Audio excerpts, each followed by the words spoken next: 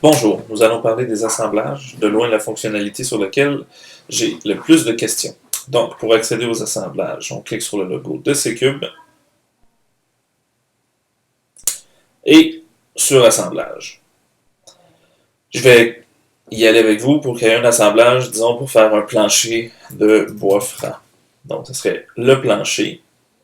On l'appellerait assemblage plancher de bois, quelque chose comme ça. Libre à vous. Il y a, pour les assemblages, 3 sections importantes.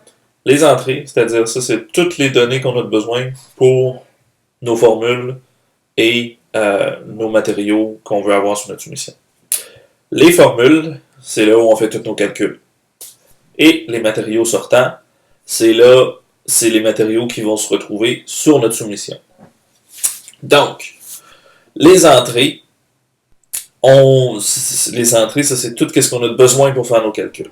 Donc, pour faire un plancher, j'ai besoin de savoir, disons, combien de surface j'ai à couvrir, combien j'ai de pourcentage de perte, combien, quel type de sous-plancher je veux, quel type de plancher je veux, les clous que je vais utiliser, c'est pas mal ça. Donc,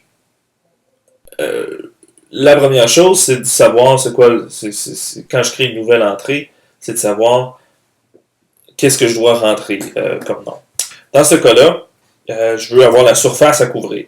Donc, je pourrais marquer surface à couvrir. Le type d'entrée, j'ai 3 choix. Soit c'est un matériel, soit c'est un nombre, ou soit c'est du temps. Dans ce cas-là, c'est du matériel. Excusez-moi, c'est un nombre que je veux. Parce que ma surface à couvrir, je veux marquer 2000 pieds carrés, chose comme ça. Surface à couvrir. Après ça, je veux savoir quel sous-plancher j'ai besoin. Sous-plancher. Dans toutes mes poses de plancher, c'est toujours le même sous-plancher que j'utilise. Je vais prédéfinir un matériel, un type d'entrée matériel. Je vais prédéfinir mon matériel comme étant un matériel qui est le sous-couche plancher. Quand je prédéfinis un matériel, ça veut dire qu'au moment où je vais faire l'application de mon assemblage, je n'aurai pas de questions sur ce matériel-là. Donc, je n'aurai pas besoin de le choisir. Donc, ça, c'est pas mon sous-plancher. Je vais faire la même chose pour mes clous. Donc, ça serait mes clous. Ça va être un matériel. C'est toujours les mêmes clous que j'utilise pour mon plancher. Clous de plancher. Ils viennent en boîte de 1000. Fait que là, on va regarder comment on fait pour calculer ça. Et finalement, mon plancher lui-même. Fait que là, mon type de plancher. Donc lui, ça va être un matériel. Mais ça, le client va choisir la couleur, va choisir la compagnie, va choisir X, Y, Z. Donc, je le marque pas. On sauve ça. Donc ça, c'est mes entrées que j'ai besoin pour faire mes formules et faire mes sorties. Mes formules. Bon, qu'est-ce que j'ai besoin? J'aurais besoin de savoir combien de paquets de plancher, combien de boîtes de clous, puis combien de rouleaux de sous-plancher j'ai besoin. C'est les 3 choses que j'ai besoin. Donc, ici, ma formule, ça s'appelle paquet de plancher. Paquet de plancher, ça, c'est ma surface à couvrir, divisé par la surface couverte par mon plancher. Fait ici, j'ai plancher surface, comme ça. Plancher surface, plancher longueur que vous voyez ici, ou plancher boîte. C'est les variables de calcul qu'on définit dans les préférences de projet. Donc, on les définit dans les préférences de projet et on entre ces valeurs-là pour chacun de nos matériaux. Dans le cas du plancher, j'ai déjà fait ça. Donc, on va sauver ça. Fait ça va nous donner notre surface à couvrir. On fait la même chose pour mes rouleaux de sous-couche.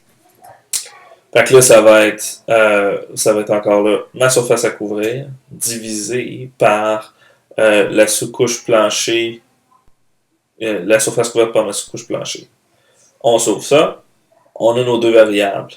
Et là, finalement, il nous reste la boîte de clous à définir comme étant les formules. Fait que, encore là, je sais combien de clous je prends pour ma surface à couvrir.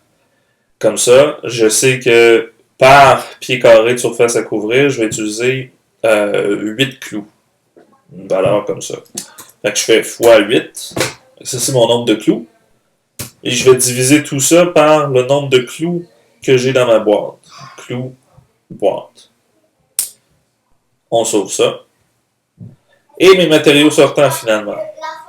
Fait que mes matériaux sortants vont être mes sous-planchers, qui vont être calculés par mon rouleau de sous-plancher. Fait que ça, c'est très facile dans ce cas-là.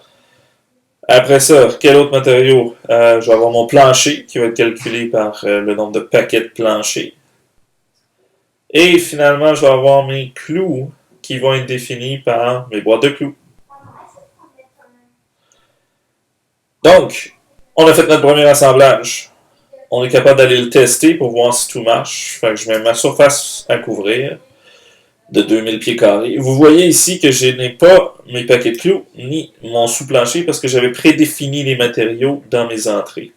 J'ai juste le plancher à choisir. Donc, ici, j'ai un plancher de bois bien simple.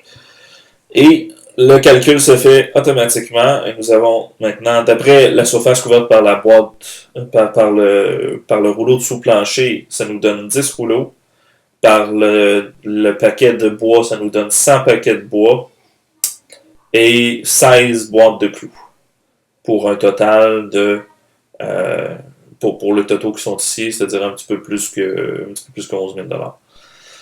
C'est des valeurs fictives. Donc, sauf que là, ici, c'est bien beau, mais j'ai des paquets qui sont pleins. Sauf que vous voyez ici que je pourrais avoir, dans certains cas, des paquets qui sont des demi-paquets ou des demi-boîtes. Généralement, on essaie d'éviter ça parce qu'on veut vendre la boîte au complet. Donc, comment faire dans ce cas-là?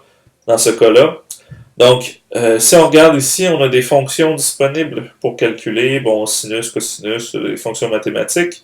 On a la racine carrée, la logarithmique, l'absolu. Donc, nous, on va utiliser le plafond ou en anglais le ceiling. Il y a aussi le plancher. Il y a aussi l'arrondissement, enlever juste toutes les décimales ou l'exponentiel. Mais nous, dans notre cas ici, on veut avoir le plafond. Donc, dès que ça arrive en haut, dès que ça dépasse 1, on veut que ça aille à 2. Donc, pour appliquer ça, on va écrire seal comme ça. Seal, c'est plafond en anglais. Et on va mettre qu'est-ce qu'on veut plafonner comme ça entre parenthèses. Donc, le plafond de surface à couvrir divisé par la surface de plancher. On sauve ça.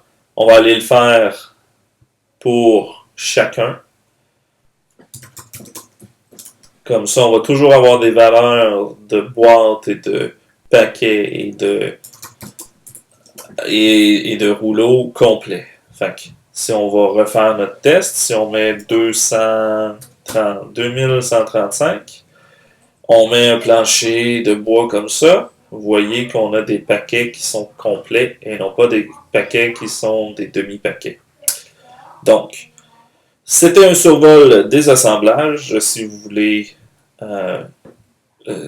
passer plus de temps là-dessus, vous pouvez aller créer vos propres assemblages, faire des tests. Ça peut être très, très, très précis, comme ça peut être juste vous amener à 50% des détails ou 80% des détails que vous avez besoin sur votre soumission, puis après ça, la compléter manuellement par après. Donc, je vous remercie.